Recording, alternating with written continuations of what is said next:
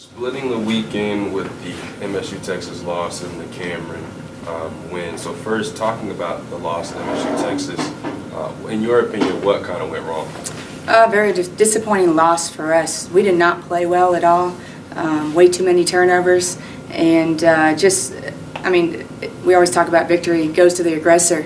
That was Midwestern State, and for us normally that's what we hang our hat on. But they came right at us. We did not respond well, and a game that you can't get games back, and obviously that's one we'd love to have back. But this time of the year you got to be ready. You have to be able to show up, and we did not show up, and they exposed that pretty easily.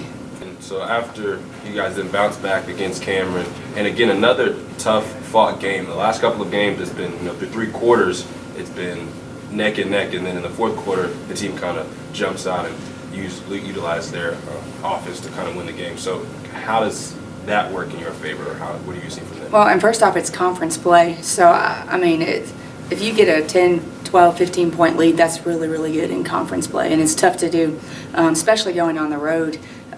Cameron shoots the ball really well, and they shot it really well that first half. So obviously we knew we were going to have to, either we're going to have to score 100 points, which we almost did, or we're going to have to figure out how to play some defense. And we did that the second half. Defended that three-point line a little bit better. We're able to get some stops, and we knew that we could score over them, that they would allow us to do that. But it came down to the defensive end, and proud of the way that we responded in that second half. And again, coming from a loss, you want to get back on the court. You want to get that taste out of your mouth, and I was just proud of the way that second half turned out. And again, we had to rely on our defense, which is an area that I think that we have to work really hard in. And coming up this weekend, you have two teams that you had pretty dominant wins against earlier this season, but obviously you don't want to overlook anybody. Just talk about how you're preparing for this weekend. Yeah, Western New Mexico and UTPB, two conference games again that, I'm glad that we're at home. I'm glad that we get to face them at home. I don't think we can look past anybody right now. Western New Mexico, to me, is always a scary team. They just play so hard. Their guards are so confident, and they kind of just have this swagger to them on the court. We'll think about UTPB here probably a little bit more on Friday after we play Western New Mexico, but that's our focus early on.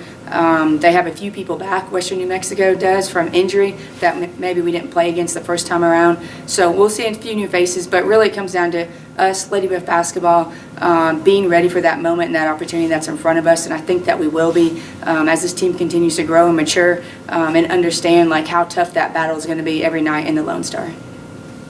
And then one last thing for me is this team seems to play really differently when Megan Gamble is aggressive. We talked about it last year, and as games go on, how has she added to her aggression level going forward? Megan's court vision is special, and you want that in a point guard. Obviously, you want the leadership, the vocal, but her ability to find teammates and get them great looks. When she's getting 8, 9, 10 assists. Now we're probably rocking and rolling on the offensive end. So she does a great job of getting in there.